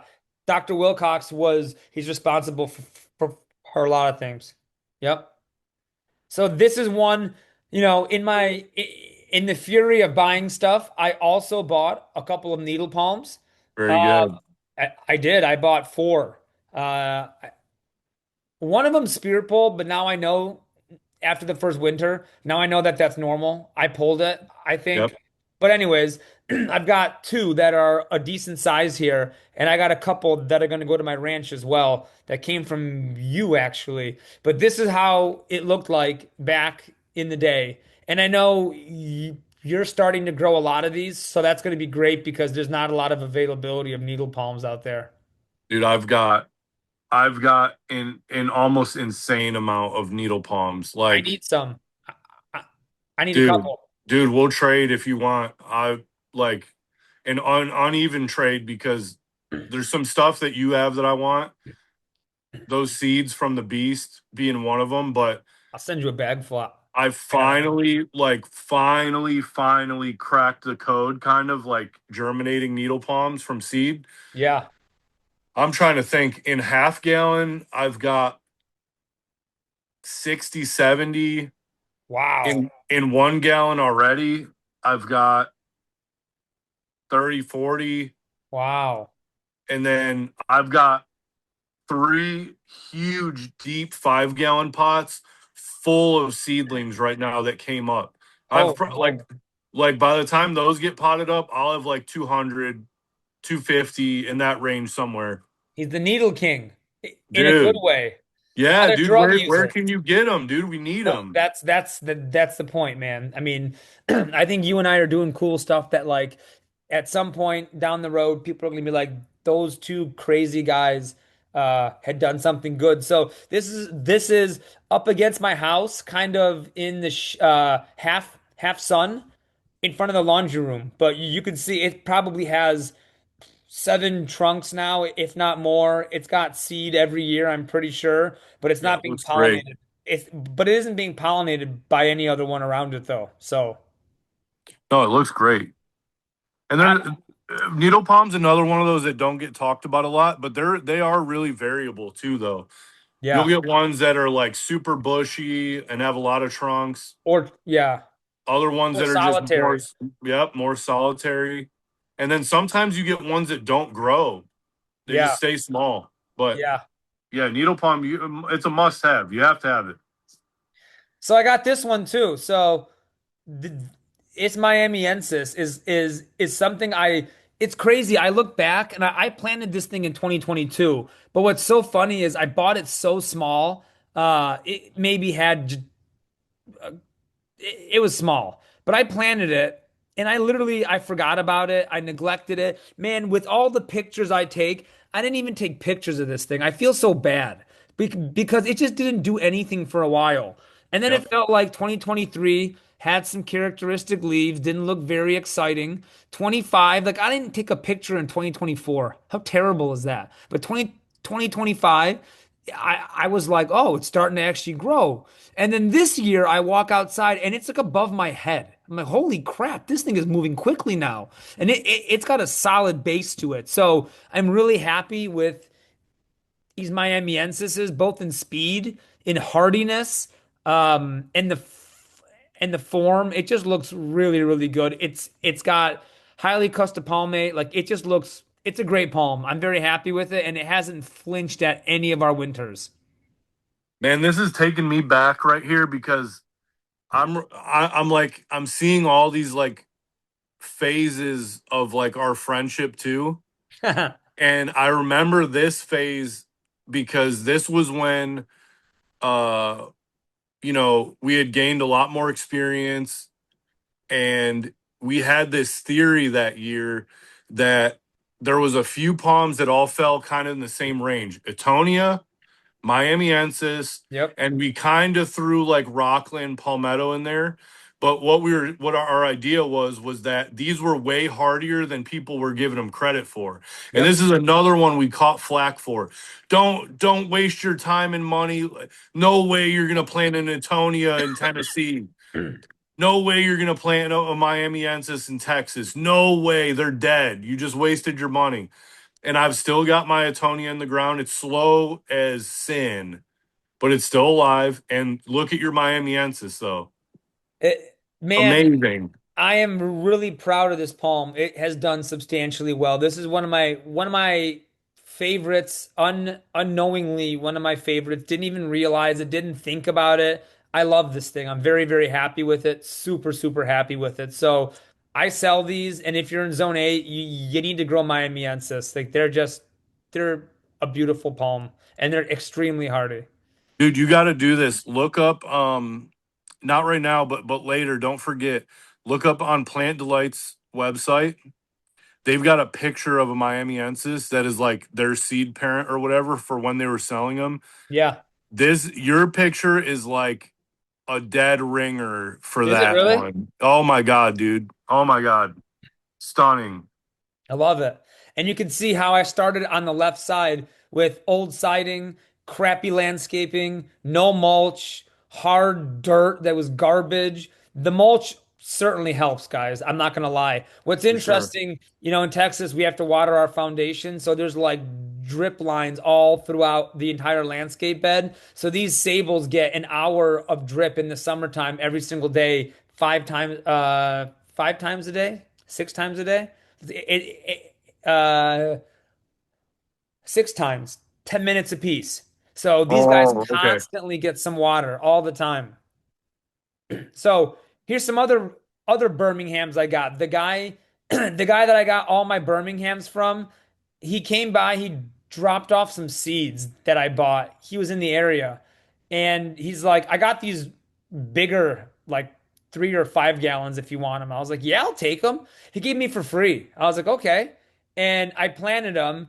And the what one of This them is a negative 14 Wichita Falls guy. negative, yeah. Okay. Yeah. I planted one in the sable wall up front and then one which you see right here in the pool area. It's spreading out this year. It's so happy. It's so big. It is an absolute beautiful palm. Yeah, what a good spot you put that one in, dude. Yeah. And the Brazoriensis is on the other side of the wall. So it's like a Birmingham. It's got four minors, I believe, and then I have pictures. It looks, dude, it's like night and day from the crap it used to look like in 2020. It's embarrassing. But now, man, just watch. I got more. So here's this guy. So I planted this guy in May of 2022. How much of a Jubea it is, I have no idea. It's a Butia that I can tell you for sure. But like I said, I've told the story a hundred times. Bought two other Butias. They were about 150 feet, 100 feet away from this one. And over subsequent years, they had perished. I always covered them. I warmed them up. I did all that stuff. This guy, you can see how big it is. Like it is so big, man. Like I can't even walk up to the fence anymore. It is huge. The trunk is like I can't hug the trunk anymore. It's so big. And it's actually and it has fruit too. My kids were actually outside over the weekend eating the fruit, man. It's like it is sweet as could be. It's so good. There's not many things that I'm jealous of. Like me and you can grow a lot that are, quite similar stuff. You obviously you can get away with things that I can't. But if I'm jealous of anything, it's that, dude. That thing is stunning, dude. Yeah, let's see what it does this year, man. I'm scared because this is like the year that I don't know how I'm gonna take care of it or protect it. I really don't know, man. My wife always helps me. We use a painter's ladder and she ties everything up with Yeah. paracord and then we turn it into a toothpick. I don't know, man. It may take two ladders this year. I don't know. But at some point it's big and if it can't hold its own, it sucks, but I hope I can keep this thing alive for another couple of years. Quite frankly, I didn't think it was going to get this big this fast, if I'm being honest. It's I huge. mean, what like I'm just talking worst case here. You might have to cut off half of the fronds, maybe. And Yeah. I'm not even saying this year, but like when it gets like beast status, maybe you might have to remove half the green fronds to like be able to cover it. Maybe I don't know. Yeah, that's kind of been the plan. I'm hoping I can. I just love having a full crown. It looks so good, man. I love this. Everyone who comes to my house is like, that thing's a beauty. Yep. Then there's this one, the undisputed. It's not a rosy eye. So this is from Joe's parent palm, purchased in 2022. It was planted in 2022. So it was bought early in 22, planted in 22, and it did this weird horizontal sideways creeping habit. It never spread. It just went sideways. And Yep. now all of a sudden it's going or now it's actually turning into a trunking palm. So this is one that I think is very, very interesting. I think, it's early to seed, which a lot of those in Mexico are, both the Urasanas and the Rosii. So we'll see over the coming years. It takes some more damage than the other ones around it, but it does quite well. And it's also getting very, very big. And people that have come to my place that are pretty good palm nerds have looked at it and gone, that isn't a minor. It's not. Joe's Joe's rosy eye that I stood next to and looked at quite a bit. I mean, for well, 100% for sure, his is not a minor. Like, there's no question. It's got like 5 feet of clear trunk, but it's got this weird, like, it's really wide at the base. It's got like this pyramid shape to the trunk, Yeah, it's and weird. but that gives a lot of credence to what you're saying, that the base of this went wide first before it started going vertical. You know what I mean? Yep. And then for sure, like everybody that argues this thing, like, where the seed came from. It takes more damage than Sable Miners every winter. Like, you watch this thing, so whatever. Like, I'm excited to see this thing in another 5 years. I want to see what it turns out to be. Like as far as its form, you know what I mean? Me too. I'm very curious to see what this thing looks like. So, yeah, we'll see. So this is another Black Burniana from our buddy James over in California. His is, I have a picture of it. It's in Balboa Park, I believe, the parent, or so I'm told. This is what it looked like in 2022, and now in 2020, this was 2025. No, these two were 2022, just later in the year. And this is how it was yesterday. It's gaining some size and it takes a little bit of damage. It had some cryptic cold damage as well this year, and it grew out of it. You can see right here, and it's not pushing a happy new frond. So I'll probably take care of it this coming year because I don't want to have any issues. This is one that's interesting. So this is I put Missouri Palm because I couldn't put the full name. It was too large. But this is our Nanorops Richiana. This is what it looked like when I bought it. Actually, it was half the size of what it is on the left side. I bought it early in 2021. That's what I planted at in 2022. 2024, so every year it spear pulled. Every single year it spear pulled. And what the Hmm. frustration was when it spear pulled, it pushed out not characteristic leaves if it was on one. It reverted back to like strap leaves. And then it started the whole thing all over again. And by the end of the year, I got like one characteristic leaf. But on year two, I was like, this sucks. Like, this is not cool. So Yep. this year, I told it, and it obviously listened. I said, if you do it again, I'm pulling you out of the ground. And this year, not a single spear pull from any of the six trunks, I believe. And you can see this is yesterday. Characteristic fronds, and they're getting pretty big now. So I'm pretty happy with this one. No, that thing's fantastic. That's another one that, like, has been on my list forever. And I've grown tons of them from seed. They're easy from seed. Um, I think I put one in the ground and killed it. Yep. And I don't think, no, I only put one in the ground. Yeah, I've never put another one in the ground yet. Because that's the thing, I always like, I'm gonna keep one and grow it into like a 5 gallon, and then I'll And plant it then at a try. bigger size. And then Yeah. I just always sell them before they get that big. Yep. So I've had pretty decent luck this year. I expect, I mean, I got months and months to go, but I'm going to get some pretty good characteristic fronds. And it has the momentum too. all the Yeah. scruffiness on each of the trunks. That's what Tony was telling me. He's like, when you get that, he thinks, or he was telling me that's when you start to get the cold hardiness. So I think I got it long enough, alive long enough to hopefully get it to actually grow further. So this is an Emerald Isle Giant. I have several of these throughout the property. These seed like crazy. This is what That, it looked like in 2022. that's the most prolific seeding sable I've ever seen. I And agree. I've been around a lot. It's in fluorescence. The cola on that thing is like just this gigantic, like thick, it's insane. So these are awesome. I'm growing these out now. I'll have some of these in the shop, but these are fantastic. They're big. I'm very happy with these. Obviously, it's a minor. I don't have any issues. This is a Louisiana that I planted in 2022. And actually, the Miamiensis would have been planted in 2022 because I bought them from the same individual. So, um, you can see how they've grown. They've taken this spot over in front of my house. So I'm pretty happy with like how fast it's grown, but also how I'll show you shots of the landscaping soon. So this is Saw Palmetto, Serenoa repens. This is one I've always wanted to grow.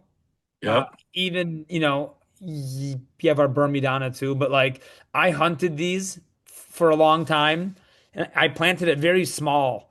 And every year it's spear pulled.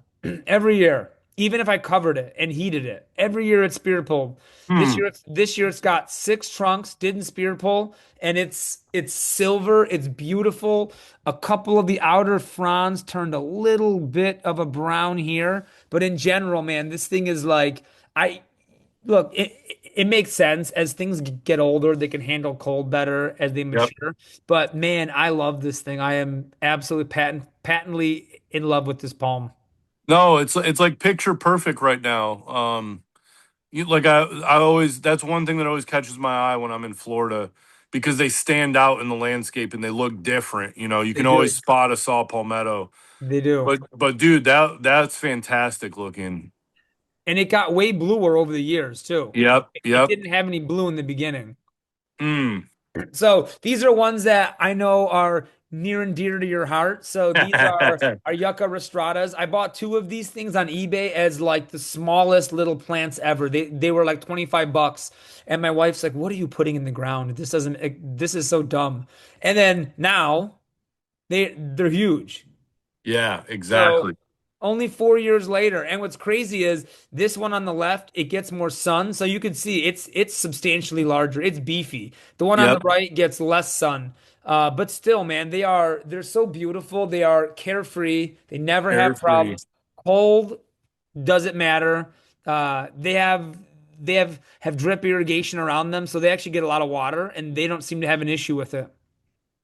Oh, they're great. I just made a video and posted on my YouTube of all the yuccas I've got in the yard, and that's exactly basically the main point is what I just said. What you said was if you want carefree plants, just put yuccas in the ground. You're as soon as you get them planted, you never have to worry about them again.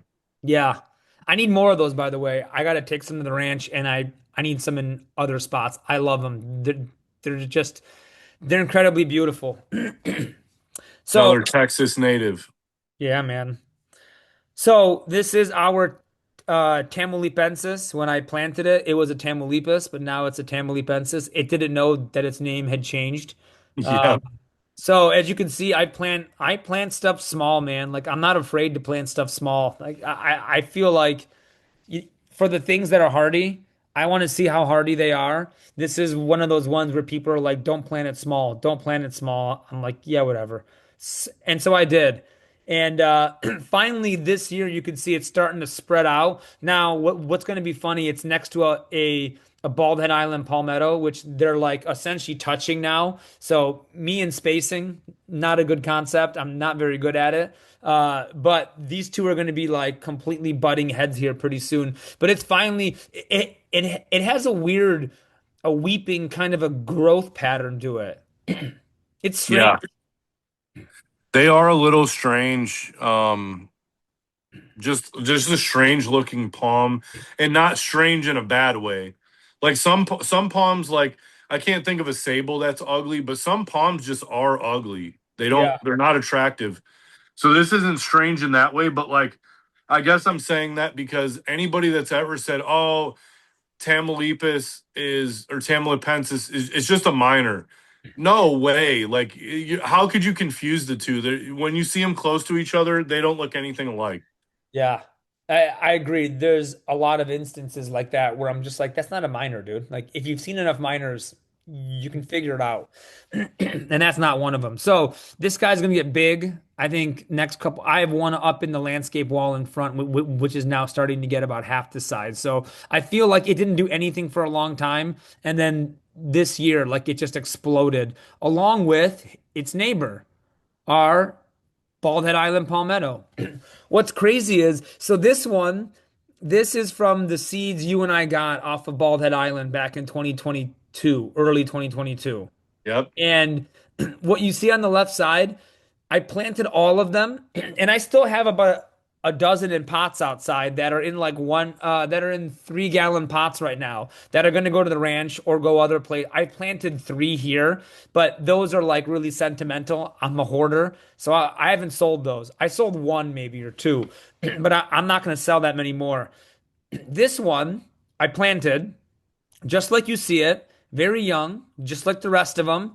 And this one's further along. This one has done substantially more than the ones in the pots. Again, this is one I feel like same thing how the uh,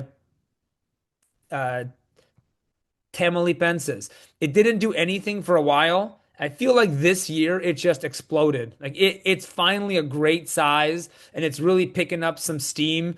Doesn't take any damage in the winter. Palmettos in Dallas are fantastic. Like you got to grow palmettos. Yep. They're just tanks. And this one has a special place in my heart. So I'm very happy. I've got one, two, three, four of these on the property. So, and I got another like dozen to 13 that are growing out to like a 5 gallon to then go in the ground at the ranch probably next year. What do you think about the speed of the Bald Head Island that you've noticed so far compared to other palmetto from I different sources?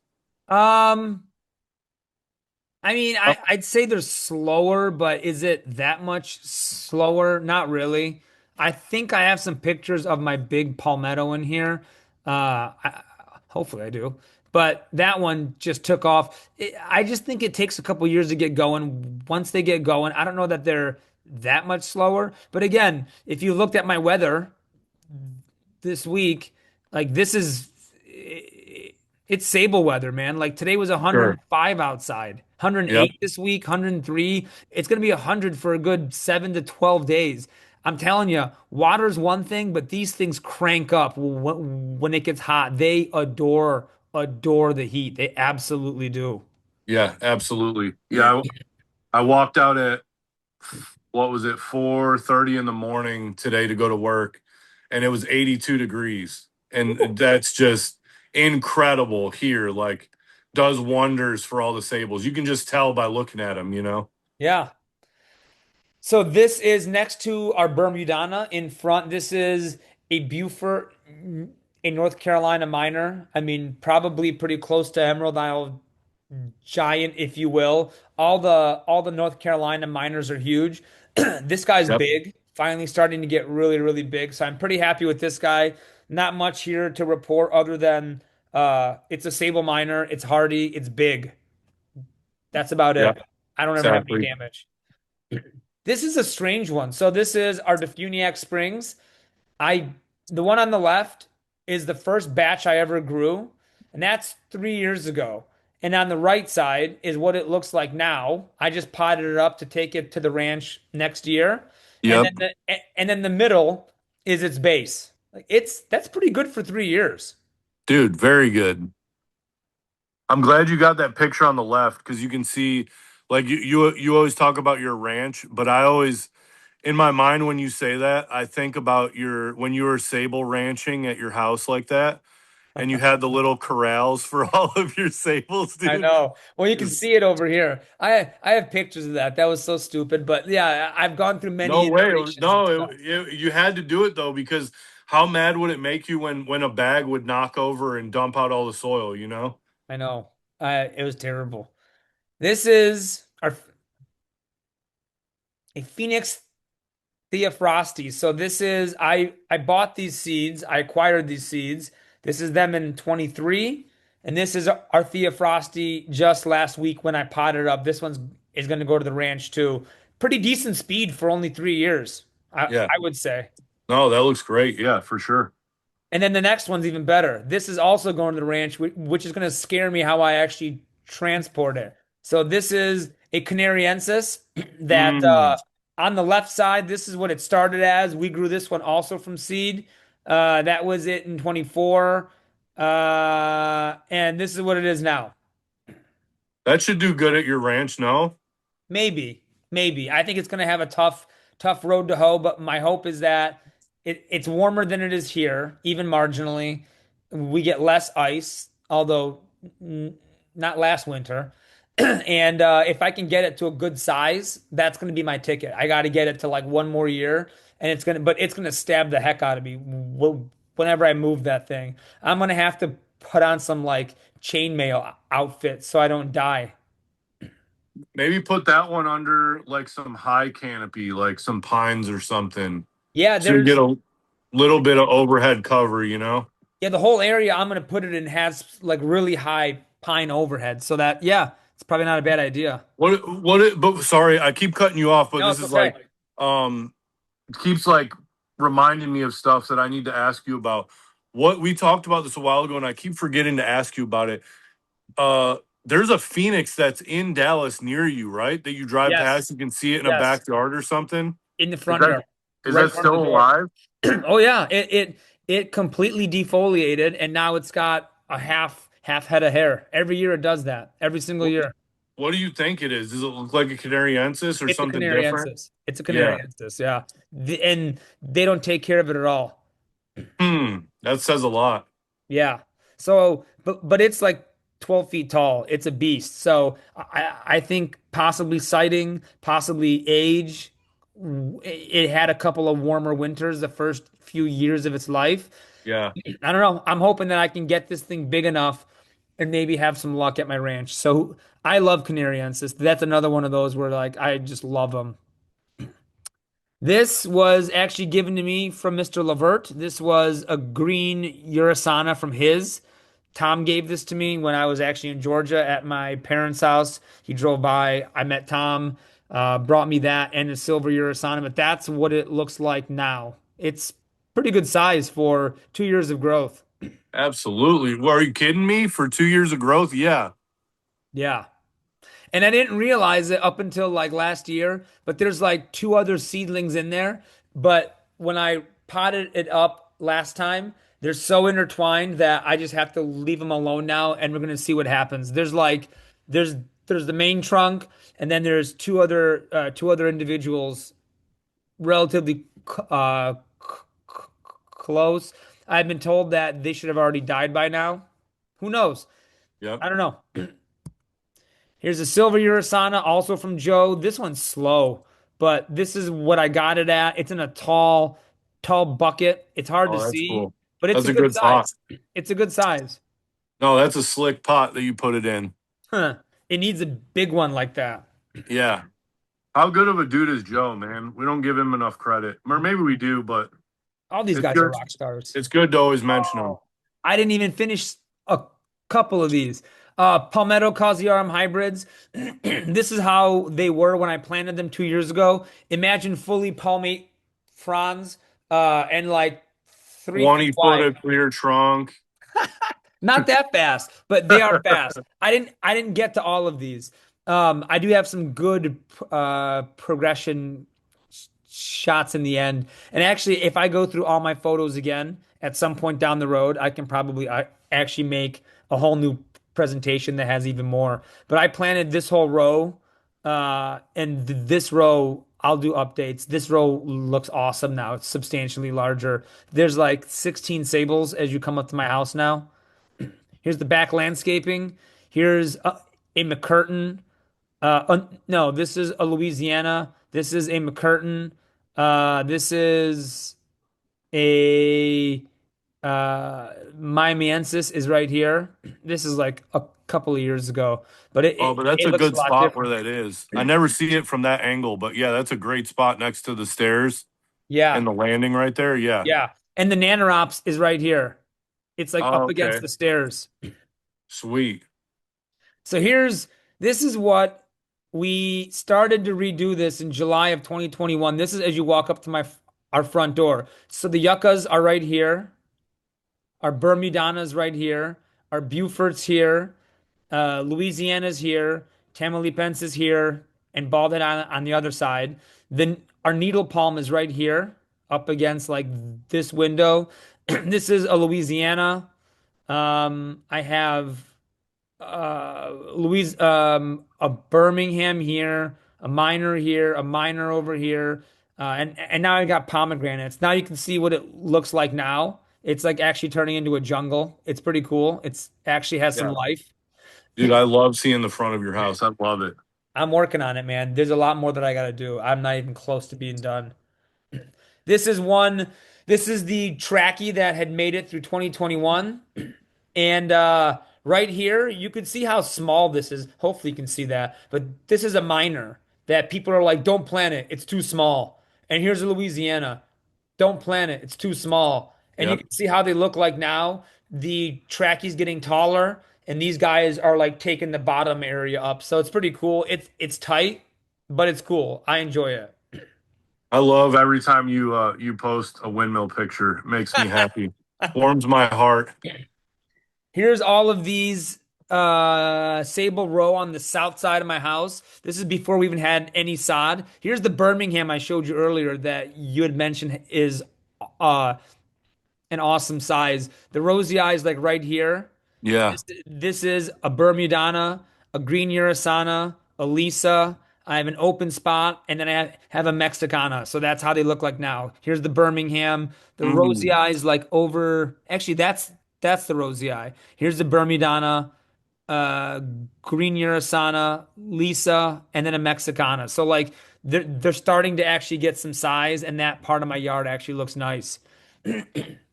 Um, Gosh. yeah, I already showed you kind of what the pool looked like with absolutely nothing. This is what it looked like when they did the landscaping, which was pretty lame. And then this is what it looks like now since I've been, I famously, my wife has always said our blades of grass, but our blades of grass Yep. have now grown into big, not blades of grass anymore. So this area, I love the pool area, man. I can't wait to see what it looks like in a couple years once the Birmingham on the left and the Brazoriensis on the right have a trunk, and then all the minors in between. It's just basically like a spider web of minors. So I'm really happy with the first year and a half or 2 years. Took a little bit of time to grow, but once they peaked out over those rocks, man, like it's almost like it took off. Mm-hmm. But I love it though. Had a pool party on Sunday and just being in the pool and people are like, "Man, your backyard is so tropical." Like I pulled into your neighborhood and there's oaks everywhere and there's elms and it's blah blah blah. It's a forest. And then I get down to your property and it's like I'm at a resort. Like that's what I'm going for. This is what I want to have in my backyard. And I always tell people I don't want to have to cover anything. So that's why I love Sables. No, it looks fantastic, dude. This is the same thing in 2023. On the right, you can see our Brazorienses began to get some size. The minors are still small. Two in the back were barely poking their heads out. And now in 2025, they're all poking their heads out. And then you saw what it looks like now. They're all at the fence line or taller now. Whereas in the beginning, it looked kind of lame because they were bare, but it got there. I had the crazy vision. I knew it was going to get there, and I Yeah. had to just go and stick with it.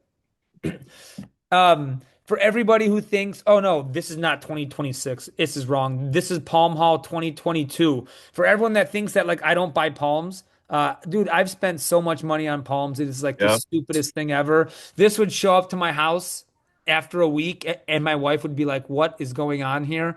I would buy palms all the time, and this is just like one haul of one online order. So just for everybody, I bought a lot of palms. I do a lot of trading now. But yeah, I've acquired a fair amount of palms over the years. But there's worse hobbies, you know? I could be a drug addict. Yeah, Exactly. Yeah. absolutely. Yeah.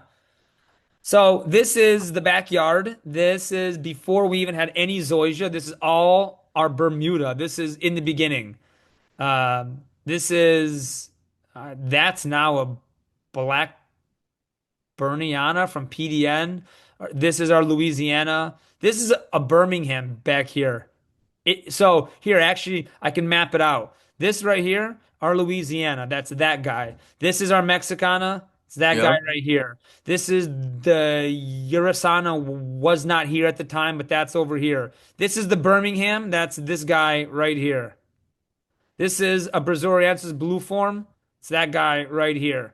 So I just took this picture last night as the sun was going down. But I can actually go in my backyard now. And before, just like the pool wall, things were had a lot of gaps and spaces, and I saw rocks and grass and all that stuff. Now Yeah. it's like, man, these guys are getting intimate. Like their arms are about to hit each other. Everything is starting to close in, and it's so cool. You walk outside, and like you said, things are going vertical.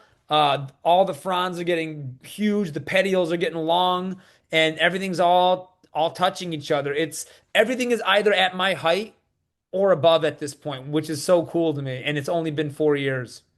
No, it's fantastic, dude. That I mean, I not that any of the pictures that you posted were not good. They're all fantastic. But there's some of them like the pool before and after. This one for sure before and after is just like I don't know, it's incredible, dude. Imagine everybody that's watching this, you know, that's not you, walk into your backyard and you've got all those sables. Everybody wants that, dude. That's like, man, that's crazy. Well, and honestly, guys, if you're out there watching and thinking I can't do this, you absolutely can. You just have to be crazy. You've got to go to great lengths to find them. Thankfully, since I started, in this hobby, Teddy and I can help you out with pretty much getting anything you need. Just come find either one of us. Sure. But you just have to do it. You have to plant it as quickly as you can for a lot of these species. Water them, give them time, and they will reward you. Like that's all I can say. And don't be afraid to get stuff in the ground too. Like that Absolutely. that was another thing from back in the day that it was like people were hesitant to plant stuff. Yeah. And I don't know why. Like um there was just Yeah. that idea of like if you buy a palm for 20 bucks, 30 bucks, whatever, that if you killed it, you like you did something like almost criminal. Yeah. And like I feel that like when you don't have a lot of palms in the ground, like if you kill one, it hurts more than if you have 50 in the ground. But like Yep. still, man, just it's so much better just to get as many as you can. Start small, start cheap if you have to. Just get seeds and go that route too. Um, but don't be afraid to plant stuff and don't be afraid to kill stuff. It's how you learn. I mean, bro, I'm really famous for buying. I don't know if it's because I'm cheap at the time, probably. Either I could buy one or two big palms, or I could have bought 125 tiny seedlings and Yep. put them in the ground, which enabled me to do this. And I don't know what it was, but I just bought a lot of them. They were small, and for the first year or two, people came by your house and they were like, "Is that a weed?" But now that they're older, man, they're like tanks, and people come by. And if you have access to 3 gallon, 5 gallon, 10 gallon Mexicanas or Brazorienses or Louisianas or Birminghams, God bless you. I wish I could. I couldn't find them. And if you can find them, they're probably going to cost you an arm and a leg. But you can buy them small. And even a 1 gallon, man, like a 1 gallon, Yep. you've seen in my pictures, they start to move quickly. Yes, for sure. This is the backyard from the other angle. This is the Mexicana right here, our Louisiana PDN. It's a Black Berniana, which we have our doubts. This Yeah. is a Brazoriensis, a Birmingham, and then the Urasana is right back over here. So And then this is the backyard from the back.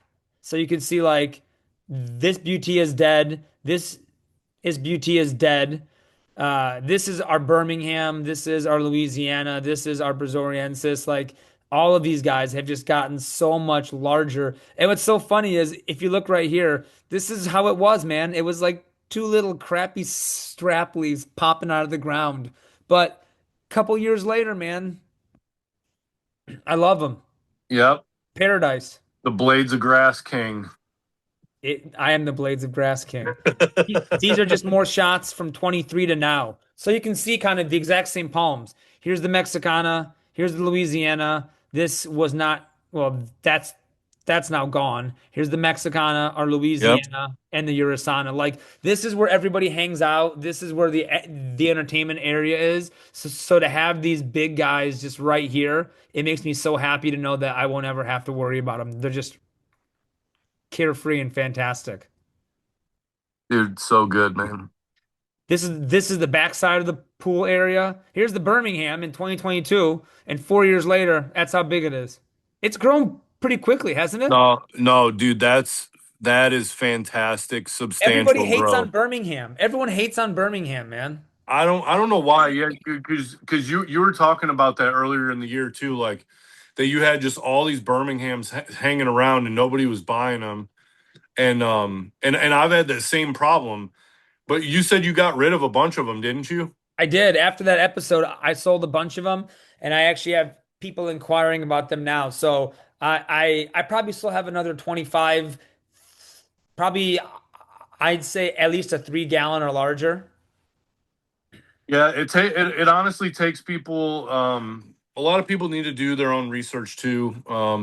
Yep. I'm sure most of the people that watch our episodes are fairly savvy with sables and palms in general, but yeah, like if you're questionable with a palmetto, you need to get the next tier down, and that next tier down is Brazoriensis, Birmingham, and Louisiana. Yes. And there's all these tiers, but that's like your cold hardy trunking tier, and Birmingham is an outstanding palm. Why would you not want to have 10 of them in your yard? I don't know. And that's the end of it. I've reached the end. That's Well, it, for man. now, 62 slides. I did it just for you, Teddy. I know, but not. But see, now you've done this because I did my haphazard, like out of order slideshow. So now I'm gonna have to do a legit one as well and get my crap together because you made me look bad with your excellent slideshow deck here. I just went through, I was going through all the photos yesterday, and my kids are like, "You take so many pictures." I'm like, "Yeah, I do, because it's important. I mean, that's what It people want is. to see. People want to see photos." And truthfully, I didn't even get all of them. Like, it's just really hard to find some of these because they're scattered all over the place. But I mean, my only words of wisdom to everybody who's listening is just get planting, start early, don't be Yep. afraid. Like you said, put stuff in the ground. And I need to do a better job of like documenting some of these because I didn't show anything from Sable Corner. I have a Black Burniana over there, a recovering Rosy Eye, a Baldhead Island Palmetto, two other palmettos. I have a Black Burniana, a Brazoriensis, a minor. Like I got a lot of stuff everywhere, everywhere. Yeah, there's some holes in my game for sure though. Where like I can show progression photos for well, for most things, and then other things I just can't. Like, I might have taken a picture when I first planted it, like that same year, and then but there's like some years I just didn't take pictures of everything either. Yeah. L- like the year and a half that I didn't take up any pictures of the Miamiensis. I forgot Yep. about it because Yep. it wasn't growing very well. So I was like, I don't care about this thing. And then all of a sudden, it exploded. Exactly. Man, that's almost 2 hours. I can't believe that I literally chewed up a full 2 hours with my photos and our backyard and our progression shots. But hopefully that was helpful to somebody out there. What do you mean? That was helpful to me. Yeah, it's fantastic, dude. Oh, Thank you. come on. Seriously. Come on, man. What? No, dude. I'm Incredible. learning. No, incredible. You've done amazing work at your yard, and kudos to you, man. You've done amazing work for just a hobby in general, and I know it's important to both of us is to kind of leave a little bit of a mark, and it's not so much for like to puff our chest out and get a medal around our neck. It's what we've always talked about from the beginning is we want to help because it sucks so bad for us trying to be able to find things and we couldn't in the beginning. So we're just trying to make it easier for everybody else, have more access to stuff that they should be able to get easier. Yeah, there should be no reason that you can't find a Birmingham easily, or a Brazoriensis, or a Correct. Louisiana, or some of these cooler hybrids, or what we think are hybrids. Correct. But see, that's the other thing we always talk about is, the people that have super interesting species out there of sables, especially, and how do we get those, and how do we you know, spread those, because a lot of these folks, they just grow them and they just cut the inflorescences off, and they're like, I don't care. It's a nuisance. Oh man, that But how many people would love that palm? Love it, but you just can't get it. There's one in one guy's yard, and that's it. yep. No, and it was like pulling teeth back in the day to get. So I had to like shift my focus from groups of people because I'm not gonna sit here and beg people. Yeah, If they don't want to help me, then so be it. But it's not to have like a bad attitude against them, but like I'm not gonna keep asking the person. I know. I just got to move on and find a different source. There's plenty of sources out there. We've met plenty of people. I think we're in good shape, and we're always, if anybody out there has some very interesting sable that has a story, let us know. Oh, I'd for love to sure. hear it. Yeah, we'll take bags of seed and grow it out and see what happens. I love it. Well, Teddy, it's been a long 2 hours, man. Oh, Dude, I it's forgot, fantastic. man. That's good. This episode was also sponsored by Nelson Plant Food. For over 30 years, Nelson has been providing high quality fertilizers trusted by growers, landscapers, and gardeners alike. Whether you're planting palms, growing from seed, or maintaining established landscapes, Nelson Plant Food delivers the nutrients your plants need to thrive. Visit nelsonplantfood.com, all one word, to learn more and support the company that supports the palm community. Thank you, Bang. Nelson. Thank you, Nelson Plant Food. It is 107 outside right now. Right now it Right, is. right now. I'm looking at my weather station. Hold on. I'm going to show this to everybody. Hang on. Before we get off here. Yeah, dude, it was 82 this morning, and then I think we hit like 95 today. It's 107 and the feels like is 127. But it's what time? 7? 7:30 p.m. Dude, that's insane that it's still 107 though. Here's our weather. 111. Oof. That's 111 is tough to do outside work. Well, this is my weather station, how close its prediction is. Dude. I don't know. I mean, 107 is not too far off from 111. I'm not sure it makes a difference. 111 in Arizona is one thing, but you've gotten a lot of rain this year, so your humidity's got to be up. Well, it's actually only 40% Oh, right now, so 40%. it's Okay. low. Yeah, Yeah, that's pretty good. it's manageable. And what's crazy is at my ranch, 3 hours southeast, it's 95. Hmm. How about it? Dude, 107 will get some sables moving though. Yeah, I'd like a little bit of rain at this point. We've kind of gotten some tiny sprinkles, but not enough to really do a whole lot. So I could definitely, I could use some rain, man. That's for sure. Yeah, I was dry in the spring when you were wet, and now I've been wet in the summer while you're dry. Yeah, well, I'm not shocked that it's dry. It's Texas in July and almost Yep. August. This is normal. Yep. So, well, I'm glad to have spent 2 hours with you, man. We have some awesome shows coming up. We have Ten Gano at Northern Tropicals on Sunday. That's going to be great because we're going to hear about growing palms in the ground in Wisconsin. Yep. It's kind Which of, which is super important. Like, Yeah. for how good my weather is here in Tennessee, yours is even better in Dallas. There's tons of people that watch the show and tons of people that are fanatics about palms that are farther north, and they need to hear from him how he does it. Yeah. Yeah.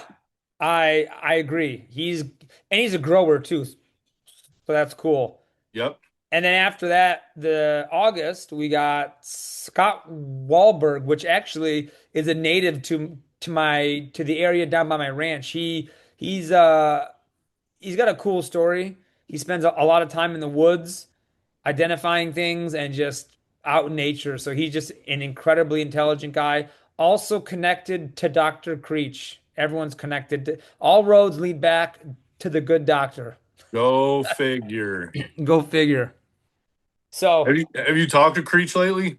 yeah, I need to go see him actually. I have a whole truck full of palms for him to be planted on Galveston Island. What a good guy that is, man. He's a great guy.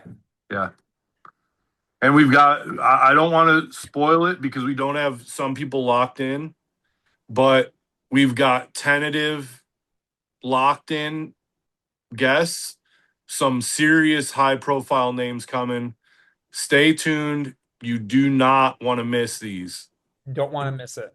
Absolutely not. And if you haven't watched every episode from now until 23, please go back and do that. So, um, thanks everyone for watching. Teddy, thanks for letting me talk to you for 2 hours about my yard and and showing you photos. So I appreciate that. It was good therapy.